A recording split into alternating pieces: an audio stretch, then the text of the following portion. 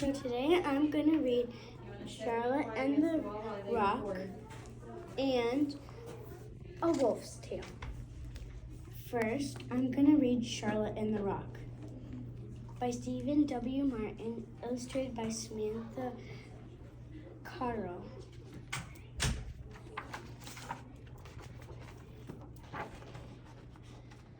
Charlotte and the Rock.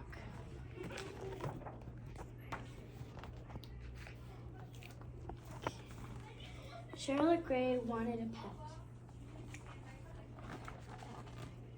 She didn't care what kind of pet, a dog, a cat, a hamster, or even a pig would do. So on her 6th birthday, Charlotte's parents bought her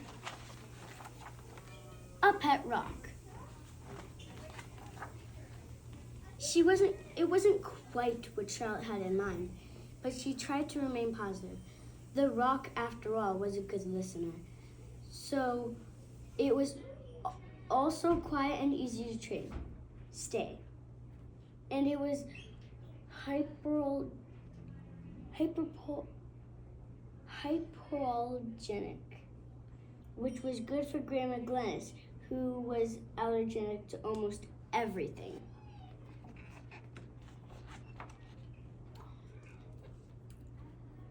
But as with any pet, something proved difficult. Walks were not fun. Really not fun.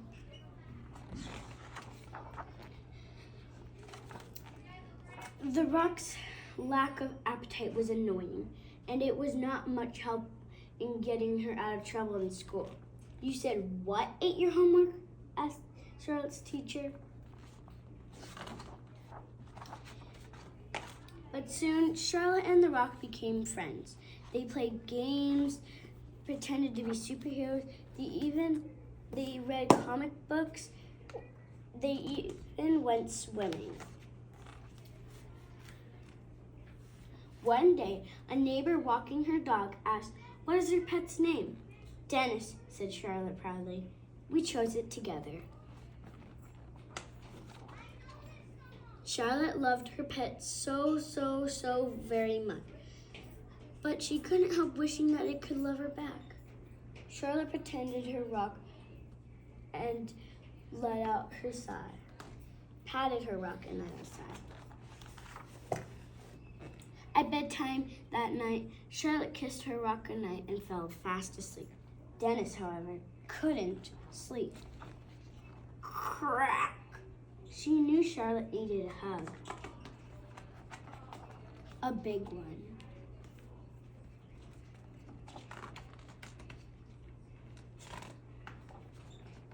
A dinosaur wasn't quite what Charlotte's parents had in mind, but they tried to remain positive. After all, Dennis was a great listener, pretty good at hide and seek, and easy to train. Well, sorta. Charlotte's pet rock rules. 1. Training starts on day 1. 2. A rock needs balanced diet and lots of fresh water. 3. Keep your rock well groomed. 4. Exercise your rock daily. 5. Don't forget to introduce your rock to others. 6. Reward good behavior with favorite treat. 7. And give it lots of love. That's the end of Charlotte and the Rock. Now, my other book that I have here is A Wolf's Tale. It's a story about a wolf who is a kind wolf, like the 3 Little Kids, but a different version. And the pigs invite people, but they didn't know that they had dropped invitations down from the tower, and the wolf got invited, and they were terrified of the wolf.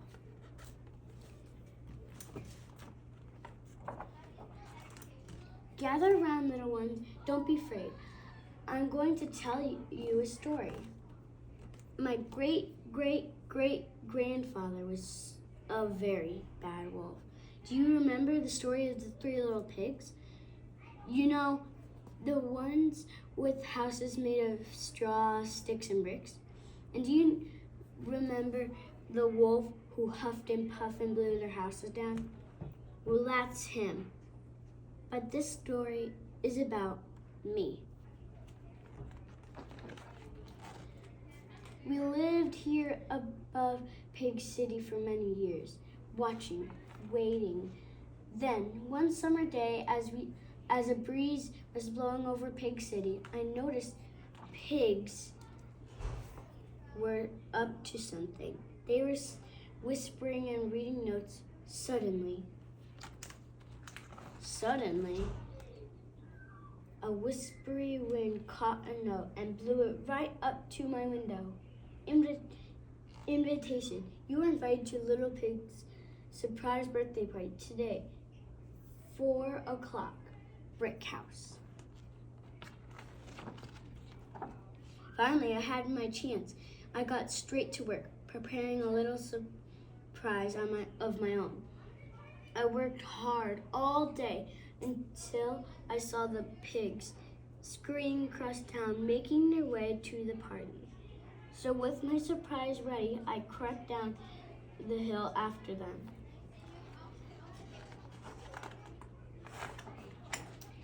Pig City was huge. I wandered the streets, but I couldn't find Brick House anywhere. So I knocked on the door. Please, Mrs. Pig, can you tell me where Brick House is? I asked. I've got a surprise for them. No, but not by the hair of my chinny chin chin, screeched the pig inside. Knock, knock, knock.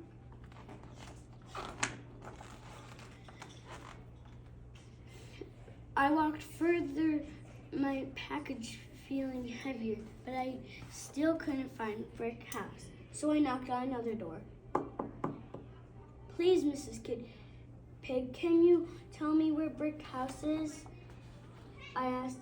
I've got a surprise for them. No, not by the hair of my chinny chin chin, broomed the pig inside. So I knocked on another door. I walked even further, and just as I was about to give up, I saw it.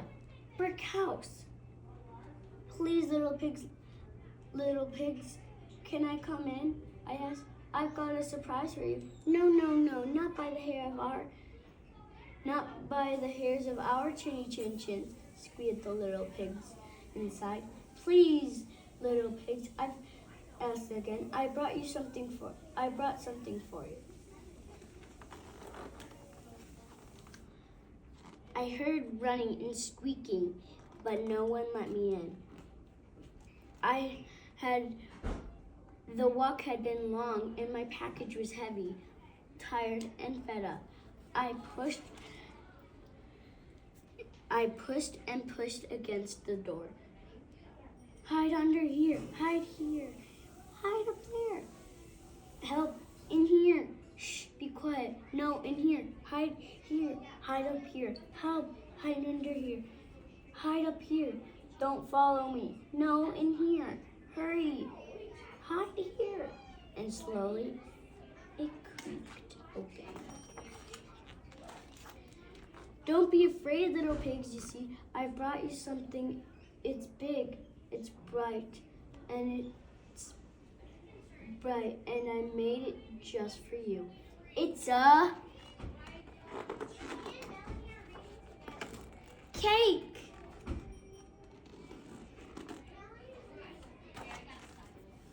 That day, the little pigs let me join their party, and the only huffing and puffing was the candles.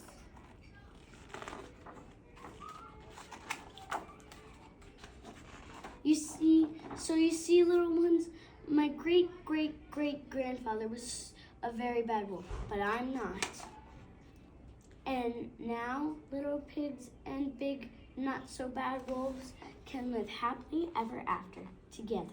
It's bedtime. The story is over, and I hope you're all sleepy. Otherwise, I'll huff and I'll puff and I'll eat you all up. Just kidding. Thank you all for watching me read these books. I hope you like the read aloud.